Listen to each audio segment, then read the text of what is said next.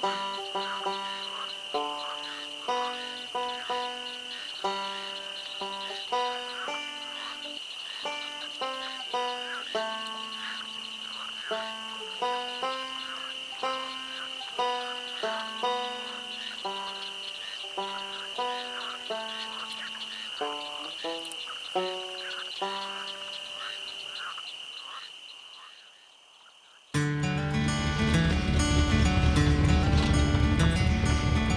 know, there's nothing like fishing on the quiet river.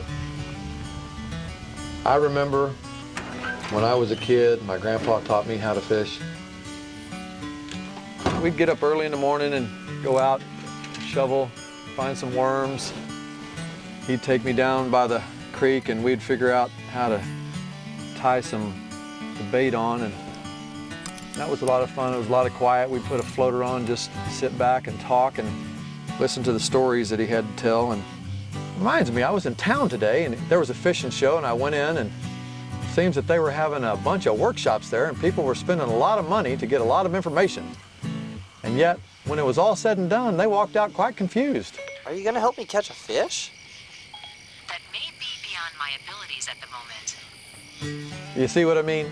You can learn a lot about tying knots and stream currents and different things and never learn how to catch a fish. It's the same way in stormwater education. You know, you can go to those conventions and you can spend a lot of money and you can get a lot of information, a lot of brochures and things, and never have any practical application. And that's why we want to have Stormwater Awareness Week, September the 21st to the 25th, where we give you practical, hands-on application in the field so that you know what we're talking about when we talk about BMPs. And guess what? It's at no cost. So, it's time to stop spending money and start catching fish.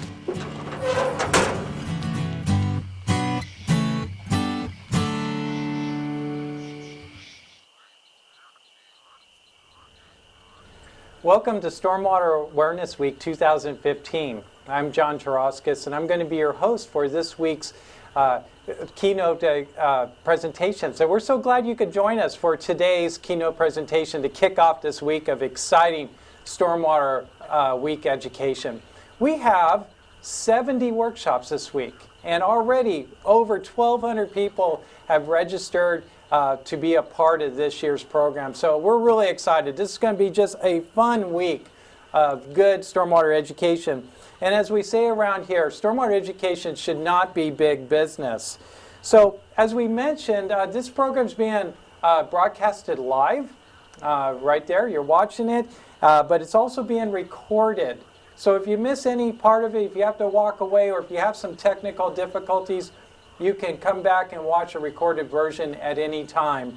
And so we hope that you will enjoy today's program. If you have any technical difficulties at all, try pausing your feed for just a second or two and then restarting it. Lots of times that will do it, or drag that little time bar down at the bottom, and that will get you caught up to where you're at. Just a little bit about today's program. We are going to have a question and answers time that you can participate. So right there where you're watching, there is a place to enter questions in. And I think you're going to have, there's going to be lots of things that are going to be of interest in today's program. And so we hope that you can ask some questions and find some information to, or get some more information about today's topic.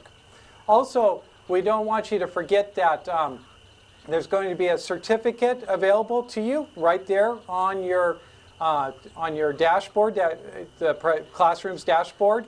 There is a certificate that you can enter your information in and get a customized approach, or a customized certificate for today's broadcast.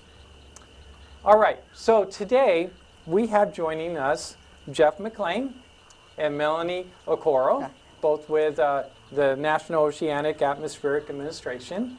And I want to introduce you to our guests. So Jeff is a manager for the California Central Valley Division of the National Marine Fisheries Service's West Coast region, where you work with other agencies and partner to implement Endangered Species Act.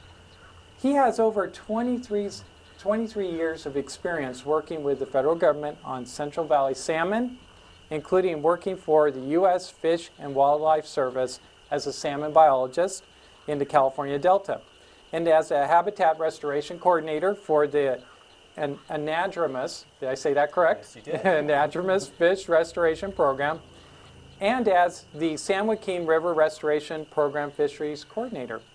Jeff's work at NOAA began in 2004 when you started with the National Marine Fisheries Service as a fisheries biologist and worked on the Endangered Species Act consultations. He has been the division manager since 2010, and Jeff holds a professional fisheries scientist certification from the American Fisheries Society and a bachelor's degree from Sonoma State University in aquatic biology, and a master's degree from San Francisco State University in marine biology. So welcome to today's show, Jeff. Thank you. Good to be here. Yeah, it's good to have you. We also have Dr. Melanie Okoro here. I'm so glad to have you here. You are a water quality specialist for NOAA's Fisheries, West Coast region, and you have worked for the NOAA Fisheries since 2009, I understand, focusing on understanding how toxics impact aquatic ecosystems, including threatened and endangered species and the biological communities they rely on. And I'm glad you're here, Melanie, for today's Stormwater Awareness Week broadcast. Thanks for having us. All right, well, great. So many people have seen references to your agency, but they may not really understand all that NOAA does. First of all, what's the acronym stand for, NOAA? Right. NOAA, many people think of as the weather only, but it's a little broader than that. Okay. So NOAA stands for the National Oceanic Atmospheric Administration. Okay. So if you think of land and water, what we try and do is track and predict changes in the environment, in the Earth's environment, basically. And then we also manage and protect the oceans and habitats associated with that. Okay. We do that for society's benefit, both from an economic perspective and an environmental perspective as well. Okay. So it's not just about fish, and it's not just about stormwater. It's really a packaged approach then. It is yes. So NOAA is the larger agency.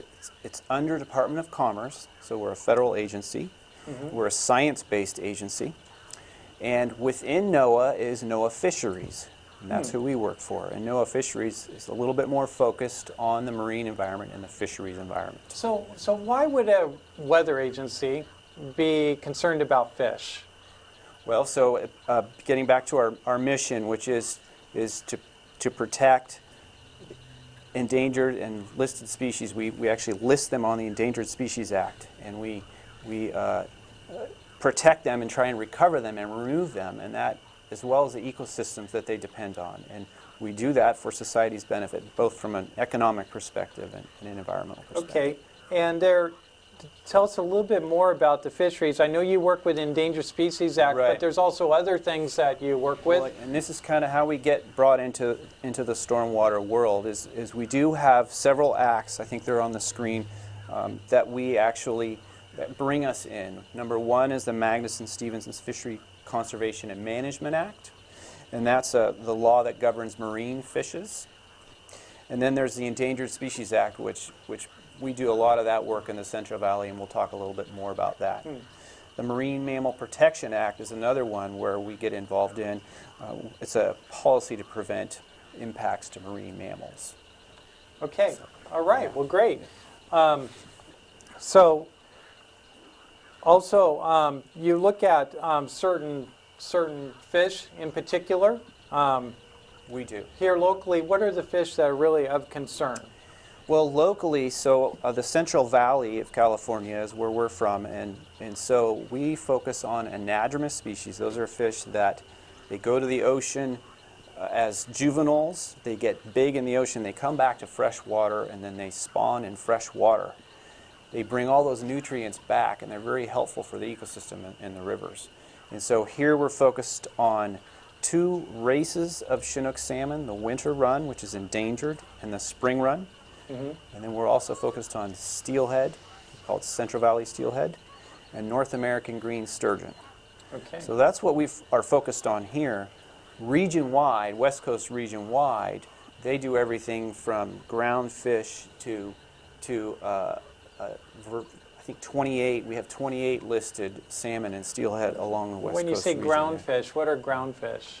Halibut, flounder, things Oh, like that that are on bury the bottom in of the the sand. ocean. Yeah, Yeah.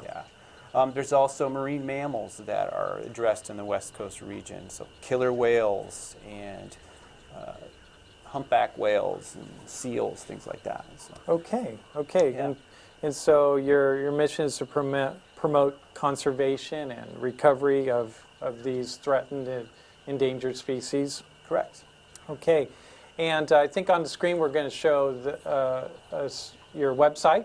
People can Yeah. get a lot of information about NOAA Fisheries. NOAA Fisheries has their own website. Correct. And each region has their own website. And so the West Coast region, which is where we're from, we cover the California, Oregon, Washington, and Idaho. And so we have offices spread across those states. We have our own website, and it's a good way to get in touch with us. Okay, so you have multiple offices. Within the fisheries, how are you organized? How can someone who needs information find the right person to talk to? Well, I think the easiest way to think about it is in most cases we're geographically organized. So we like to develop specialties in certain regions, and so if someone calls about a particular waterway or something, we know where to direct them. We're also, such as Melanie, discipline focused, so we have groups that work on certain things within our agency. Okay. So that's probably the easiest way to explain how we're organized, and that's focused a little bit on the laws that we also work on as well, those laws that I described. Okay, you had mentioned earlier, or I think it was in the introduction, consultation. Are you consultants, and what does that mean? Yeah, no, that's a good question. When I mention consultation, I'm thinking of the Endangered Species Act consultation.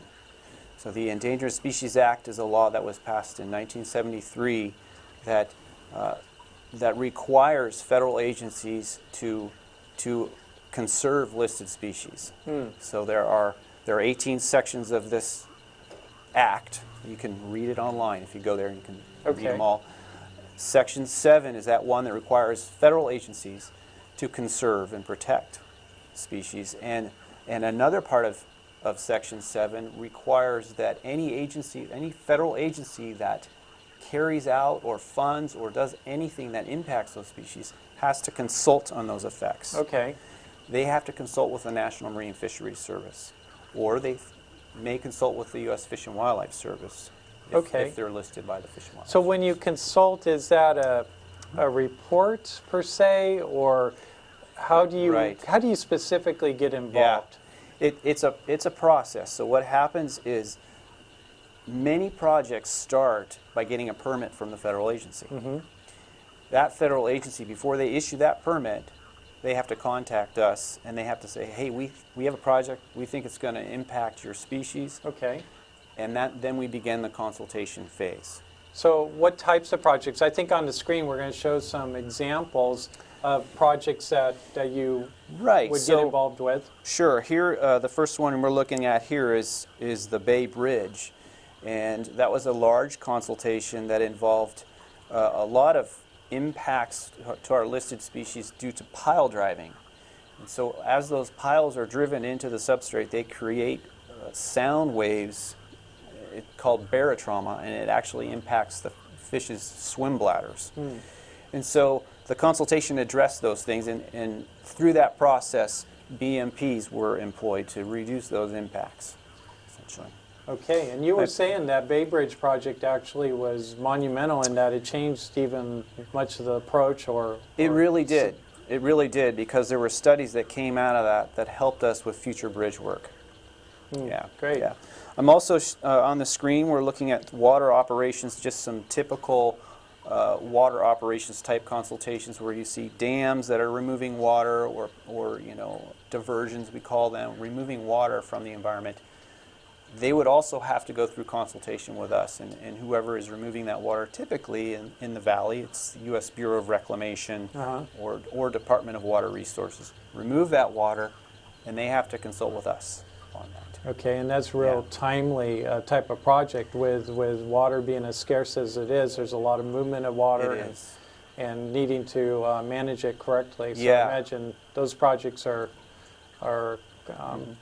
quite common now. Yeah, and frequent communication Okay. on those. Yeah, definitely. The next slide here is just some more examples of bridges and stormwater. So we get involved in the stormwater phase, whether it's a construction impact, a housing development, or anything where water is not being removed, like in the water diversions, but being put into the system. And so we're aware of the impacts, the potential impacts stormwater can have on our Well, fish. and that's why we're here today. We're talking about stormwater. This is Stormwater Awareness Week, and we thought it was so fitting to have NOAA, a weather agency, to talk about stormwater and its impacts. So, do you care about all fish, or is there specific ones? I think you were mentioning that. Yeah. Well, I think most people get into this field because we're very passionate about the resource. We're passionate.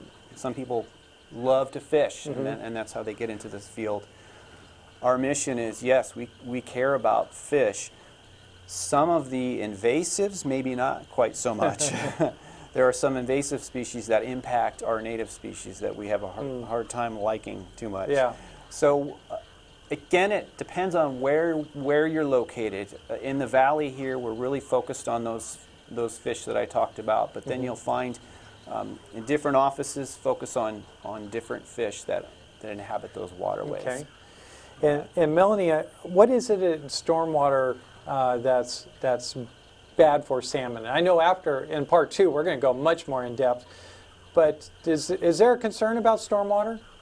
Absolutely, we're concerned about stormwater. There are many different sources of stormwater, where it be point source or non-point source pollution. And some of the primary sources of that pollution can come from urban areas,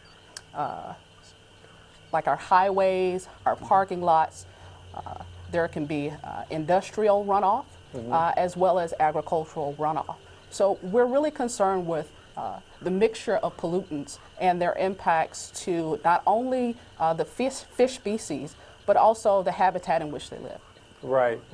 And we'll talk more about that later, but you had mentioned the word mixture, that it really does all get combined, doesn't it? Once it enters the storm drain, it's multiple sources, but it gets mixed. Sure. We like to call it a toxic soup. A toxic soup, okay.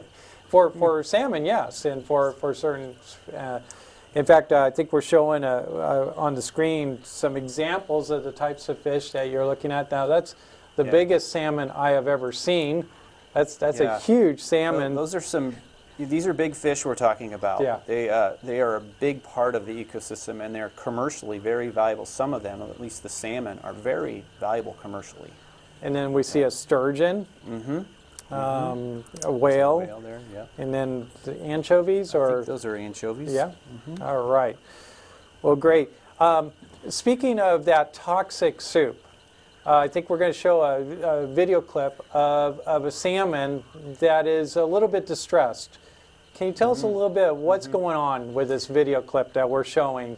That's a coho salmon that was returning to an urban watershed in the northwest, and it's experiencing the impacts of urban runoff. And so here's a fish that went out to the ocean as a juvenile. It was born in that waterway. It went out to the ocean and it came back. It escaped the fishery and it came back, and it didn't quite get there because of the impacts of stormwater. And we'll probably talk about this more on Friday's broadcast, but are not these salmon, don't they typically die at the end of their life cycle anyways? Right. They do.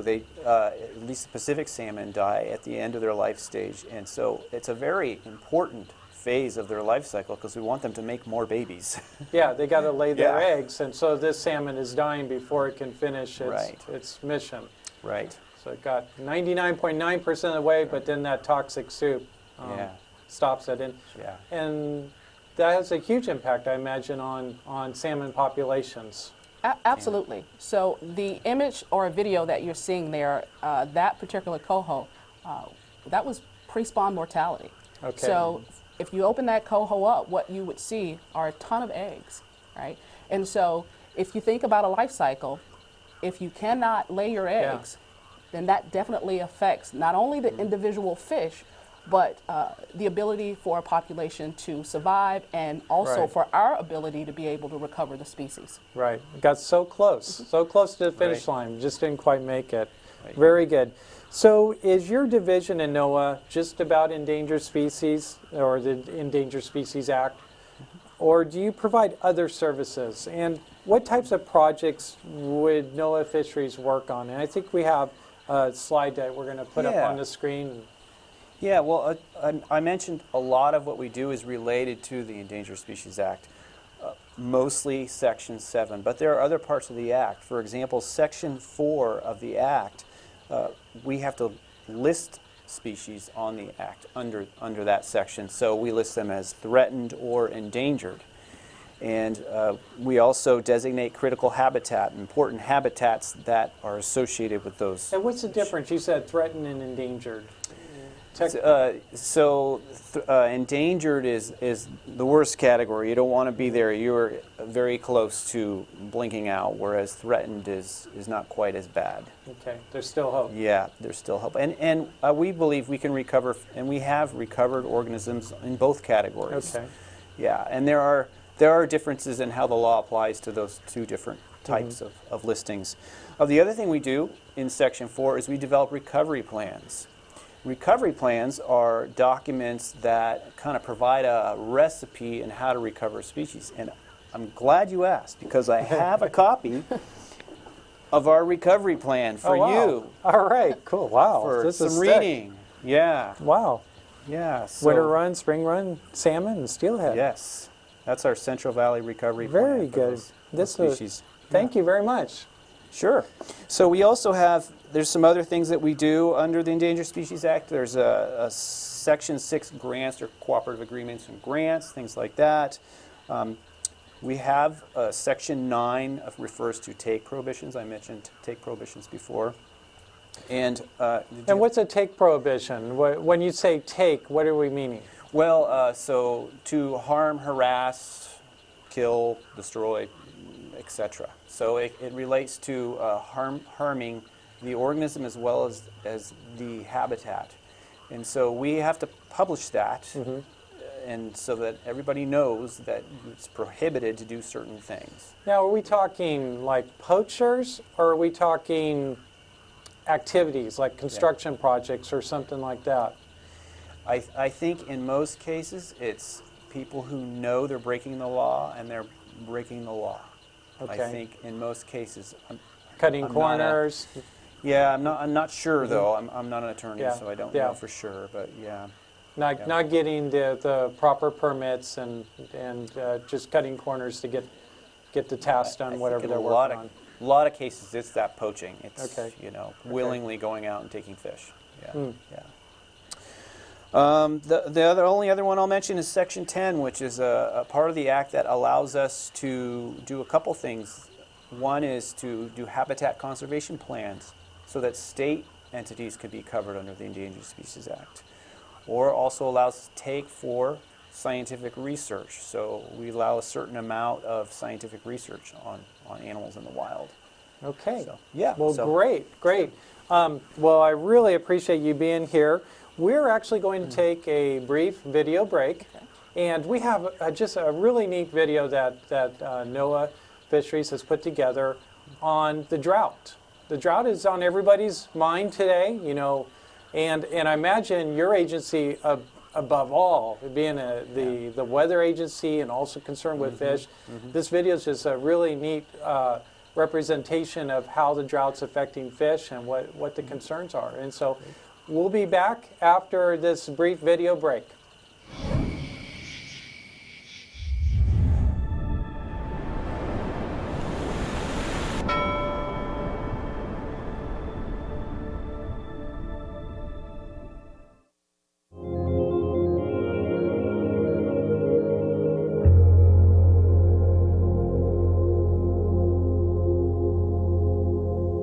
NOAA Fisheries is responsible for the protection and management of endangered salmon. Working cooperatively with all water users is vital to the survival of these species. In the last few years, California has experienced some very dry conditions.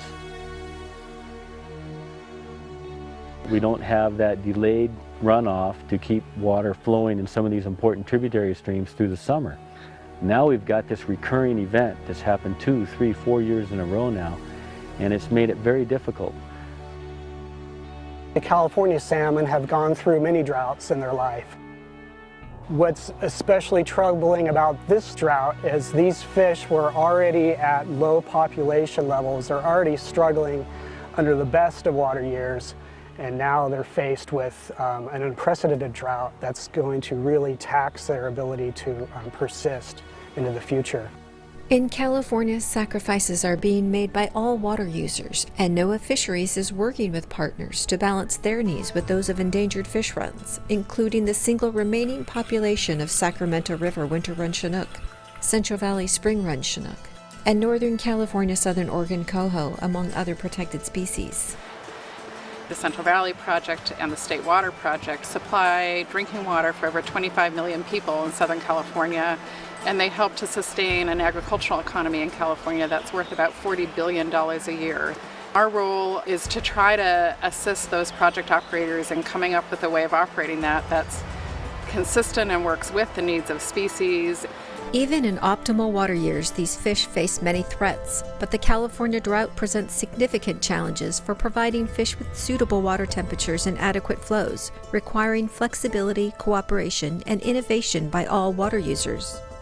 Any drop of water is going to be used as many times over as possible for fish, for water supply, for multiple needs. It's not just about fish versus farm versus drinking water supply. It's trying to incorporate all those needs together.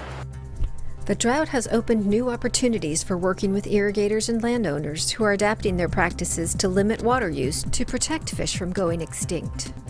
We actually take a percentage of our ground out of production because we just don't have the water for it. One of the things that we've tried to do the last 2 years is manage our water supply and how we divert it from the river to make the system work efficiently that also benefits different runs of salmon on the Sacramento River.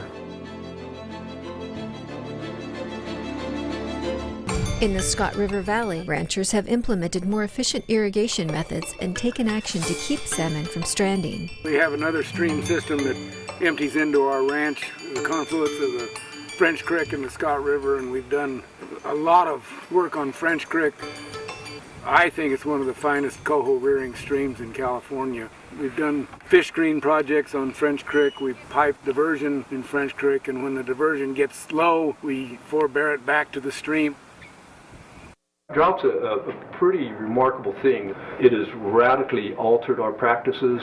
Our irrigation methodology has really evolved through the years, and what we found is efficient and effective aren't necessarily the same things. So if you have a highly efficient irrigation system, you might be starving the riparian zone. We've included flood irrigation. That's reduced our irrigation time in that one field by about 75%. We have center-controlled pivots, which are very scientific and allocate specific amounts of water to very specific regions of the pasture relative to its needs. The drought has presented unprecedented challenges, and there is no ideal solution to the state's water woes, but it's also engaged partners to find meaningful solutions like never before. I think there's a balance that can be struck that's within our grasp to both sustain a viable economic community for agriculture and also provide valuable, important habitats for salmon. We can't go all the way across the street, and the government can't come all the way across our street. We got to meet in the middle someplace. I know they've got regs and they've got to satisfy them, and we've got a livelihood to maintain, and I think working together and compromising, and that we can make it work.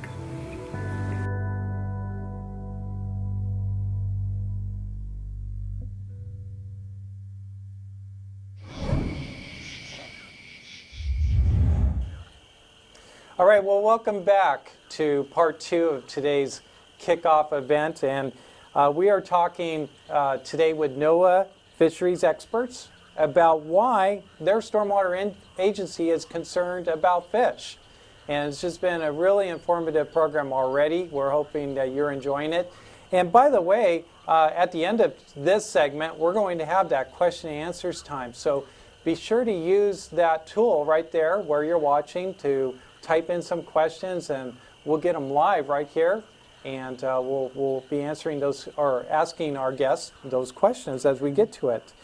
And by the way, it's not too late to sign up for other workshops. There's lots of workshops you would enjoy. And if you enjoy today's topic, you're not going to want to miss Friday's broadcast, Friday morning at 10 a.m. And then also come, if you're in the Lodi area, come see an actual stream restoration project where they were recreating or adding to salmon habitat. Just a very informative workshop that will be offered just east of Lodi, and you want to come check that out. So before the break, we were talking about the impact of stormwater on salmon. And in this part two, we want to really focus on salmon in particular, because I know that's a real concern statewide, but especially even here locally. And Melanie, you were telling us a little bit more about stormwater impacts to fish.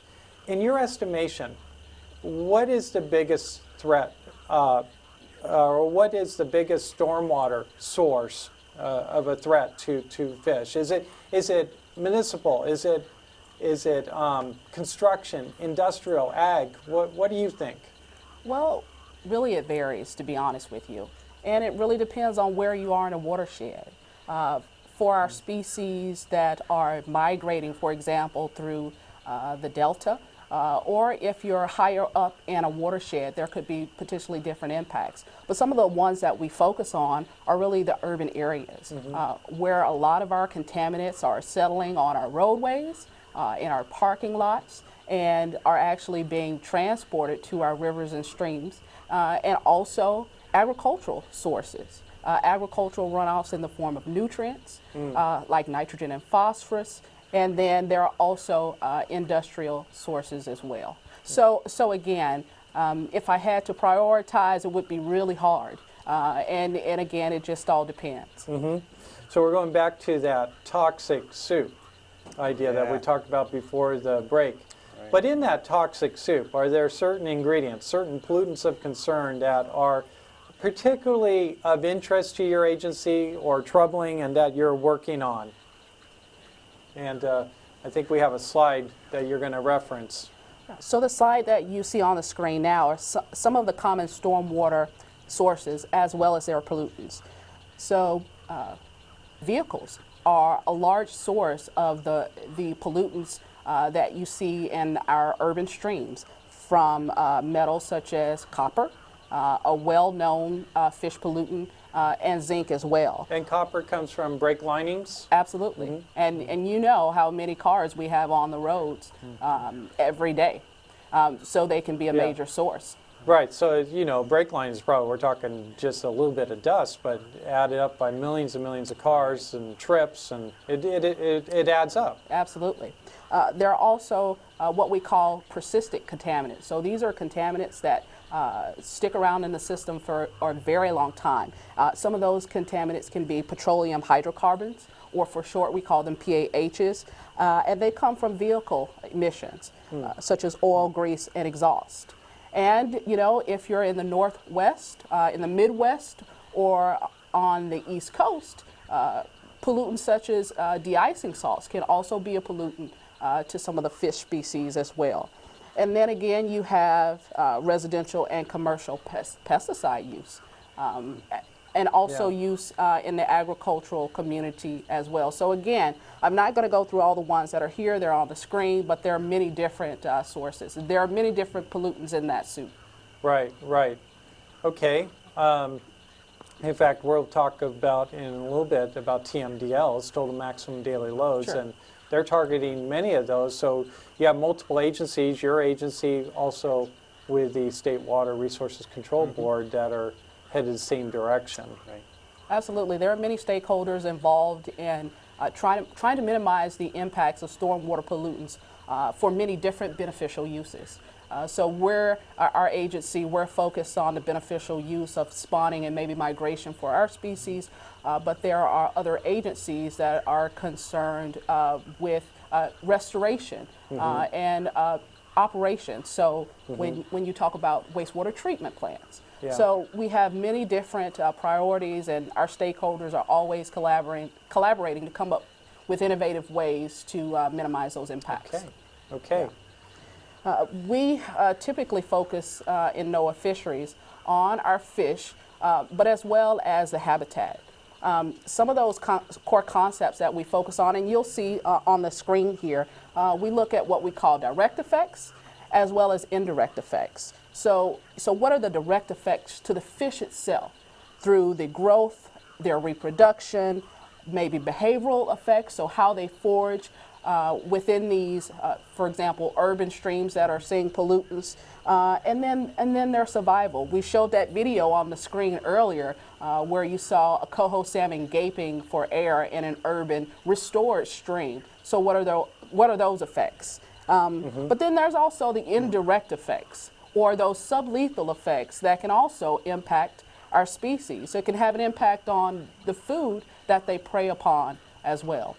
So we, as a fish agency, we're not just focused on the fish.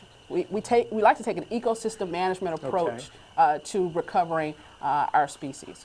Okay, so you're looking at things like what? Temperature of the water? We're testing, clarity? Absolutely. So those are some common parameters that we test for, like temperature, water clarity.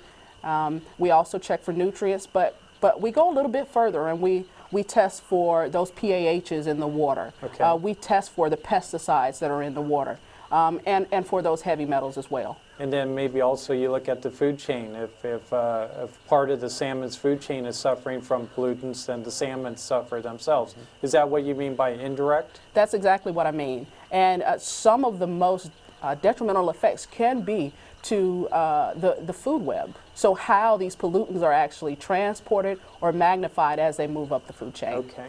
Well, good, good. And you have another slide you want to reference. I wanted to talk about the really great work that folks at the Northwest Fisheries Science Center are doing, and the innovative ways that they're thinking about looking at what some of the impacts are to our fisheries, but also the habitat in which they live in as well. We have a great ecotoxicology lab that's really been focused on 3 core concepts: research, reconnaissance, and synthesis and communication. And so I'll just mention a few of the areas that we focused on with research. We're really trying to understand the basic mechanisms of how our toxics are bioaccumulated up the food chain, but also what are some of the next generation of pollutants? What are those contaminants of concern, like pharmaceuticals? Oh, pharmaceuticals. Do you think that could be a next generation? I think that's actually already on the radar for a lot of our scientists up in the Science Center. Okay, so it gets into the waterway through just urban runoff or something like that? It can get in the waterway through urban runoff, but mostly through people flushing their toilets. Oh. Right, and so that can be a way in which it enters the sewer system. Right. And if you have a leaky system, then you can imagine what can be in some of those waterways. Okay, and usually sewer goes to a wastewater treatment plant, but maybe they're not designed to handle pharmaceuticals per se. Right. Correct. One thing I forgot to mention too, John, is that NOAA they have science centers. So I didn't talk about, we have 2 science centers on our west coast, and they do a lot of research, and they work in partnership with us. And they publish findings that we incorporate into our consultations. So Okay. it's a good, yeah. You had mentioned reconnaissance. What do you do as far as reconnaissance? Is that going out in the field and taking measurements and seeing how things are doing? Absolutely. You know, one of the ways that we got that video of the coho was that our folks at the Science Center, they were out there, they were on the ground. They were called in to figure out what's going on with the coho in a system that is supposed to support that fisheries. Okay, okay. And then synthesis and communication, that was your third area. What do you mean by that? And you talk about risk assessment. What is that? Well, you can think about it in one or two ways, and we do. we think about what are the best management practices that are out there that are going to minimize the risk, help minimize the risk to our species. What type of infrastructure can we implement, and where's going to be the best place in the watershed to do that. And we try to gather all of that information and provide it to the agencies that we're working with. Okay, and I like that. You have the saying here, science to decision making. Yes. So basing decisions on projects. I imagine this is where that consultation comes in, to have it based on good science, on what you're seeing. We can bring an actual, maybe a published paper or recent research into that process and help create solutions. All right, well, very good. So you had mentioned best management practices to counteract these potential pollutants. Do you recommend specific best management practices, and I guess how would you do that? How would you get the word out about these BMPs? Again, we want to make sure that the information that we're putting out there is scientifically sound. So we have folks, again, in our Science Center that are working on these innovative approaches and applied approaches, focusing on green infrastructure as well as low impact design. So, you know, we have a suite of those that we focus on, and we actually say to our consultants, hey, we kind of push them in the direction of getting the information that they need. So they put in BMPs that are going to be most effective for the project that they're working on. Okay. We had mentioned earlier, too, the total maximum daily load process. Are there any TMDLs that you're working specifically with? I imagine it would involve waterways that involve your endangered species, your salmon. Right. What TMDLs would be on top of your list that you're at least working heavily on? Well, there are quite a few TMDLs that are in the developmental process that have recently been developed, and some that are being implemented. And oftentimes it's hard to keep up with all of those, but for our species, we're focused on TMDLs for selenium, ones that are coming up for what we call a suite of pesticides, pyrethroids. Okay. We were heavily involved in a TMDL for chlorpyrifos and diazinon, which are also pesticides that are applied to agricultural areas here in the Central Valley. So we've been involved in a number of TMDLs. Okay, okay. And so whether it's TMDLs or these BMPs, how do you communicate these recommendations to the dischargers? Is that through your website, through published papers? How do you do that? Well, there are a number of different avenues that they can seek out information from NOAA. One of the first would be our website. We have tons of information on the status of our species, the different projects that we're working on, really good projects that have worked and improved the habitat for our species, and some of the best management practices that are used. In the Central Valley, you can always also contact us directly. In fact, I think we can put that up online, your contact information. Yes. So if our viewers have questions about today's program or about their project, can they actually contact you? And Okay. We're a service. We're here to help, and you don't have to have a project per se. If you need some advice on something, feel free to call. Yeah. Okay. Well, very, very good. Well, thank you, Jeff and Melanie, for being a part of today's broadcast. We're actually going to open it up now to you. We're going to take some of your questions that you've texted in, and I'm going to be checking these through. But I do want to throw out the first question that we have received. And this is a very common question. We knew this would come up. El Nino, the big question right now. Right, right. And I think we want to hear it from you guys today. You're the weather agency. Is El Nino going to bring us gobs of rain or not? Okay. So now's your time to make the prediction. Well, I'll start by saying that we're NOAA Fisheries, and we work closely with the Weather Service. So the National Weather Service is part of NOAA, right? And El Nino is talked about very frequently. And I will say that there's a little uncertainty still. They know they're seeing a lot of warm water, and they're seeing the typical ocean warming patterns, and they're actually seeing fish distribution patterns that look El Nino-like. They're anticipating heavy, strong El Nino event. They're not quite sure if it's going to be just in the Southern California or the Northern California or both. They're terming it Godzilla, as we've heard in the news. The Godzilla of the El Ninos. Yes, the Godzilla of the El Ninos. And the other thing that's creating a little uncertainty is there's a large body of water off the northern Pacific called the Blob. And it's over 100 miles wide, and it's very warm. It's actually been moderating our temperatures a little bit. There's a little uncertainty if that's going to counteract the El Nino in some way. They're not quite sure. So it's Godzilla versus the Blob. Yes, it is. Okay. Yes. So that is the latest information, and they're just not quite ready to say, yes, we're going to have a big El Nino. So the scientists are saying, we'll find out. Yeah, okay. We'll find out, yeah, when we get there. Okay, but it does have the potential to change this drought. We do have the potential to get a lot of water. We're well aware if we get a lot more rainfall and severe storms that stormwater is going to be a very big deal.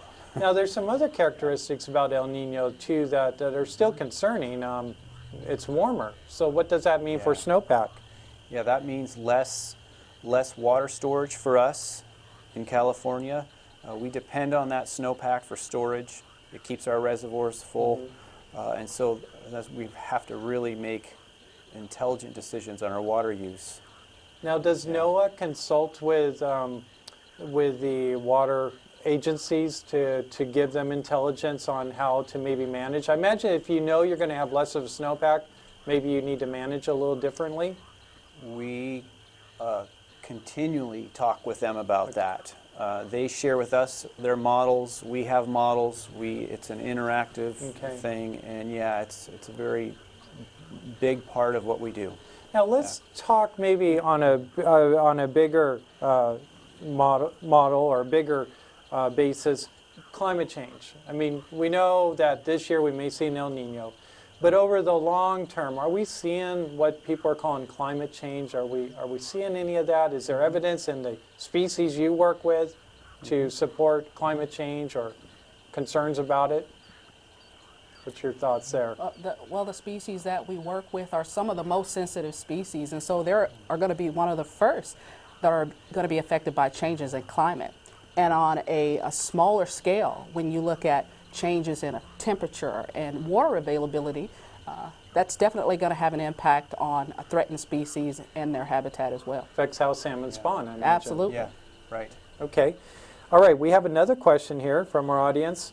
What are examples of some of the chemicals of concern that research are focusing on? So examples, I think you touched on some in general, but where specifically, I think the question is asking where research is focusing on. Early on, a lot of the research focused around heavy metals and bioaccumulation of heavy metal in our higher trophic level fish like salmonids and also green sturgeon. Now, our science is really focusing on topics that we see in the news every day. So how much pesticides are we applying, and what are some of the impacts to our species? And so we've directed our science to focus on specific pesticides and looking at what are some of those impacts, be it direct or indirect effects. We're also looking at the impacts of pyrethroids on our species as well. You can imagine that if you have about 80,000 complex mixtures that are out there, you could be studying these pollutants for a very long time. And so we have to prioritize what specific pollutants we're going to focus on. And then I've heard comment even more recently, seen it even in some of the water board documents about this synergistic effect. Sure. Not just about the pollutant itself, but that toxic soup you were talking about. Sure. And I think that's one of the biggest unknowns and potentially a very good research area.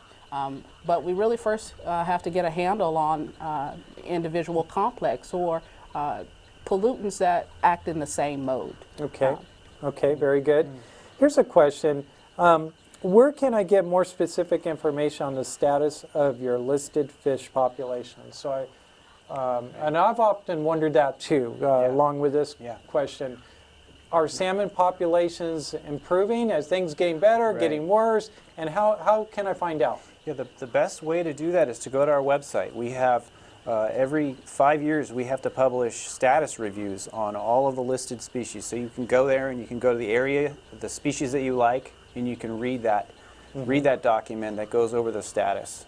So I would point them to the website. Okay. Yeah. And I imagine it's also water body by water body. So on some rivers, the salmon might be improving, others it's still struggling. Yeah. Some of the populations are quite widely dispersed. Okay. And some are a little bit more focused in certain watersheds. Again, feel free to call us too and ask questions about that too. Okay. Yeah. And how about, here's one more question. Do you have a law enforcement division? And what if I see a violator? And I guess let's add to that, what kind of violation would I be needing to report if I see something, and who do I call? Well, maybe I'll take the first part of that. Okay. Yes, we have a law enforcement division. We work closely with them.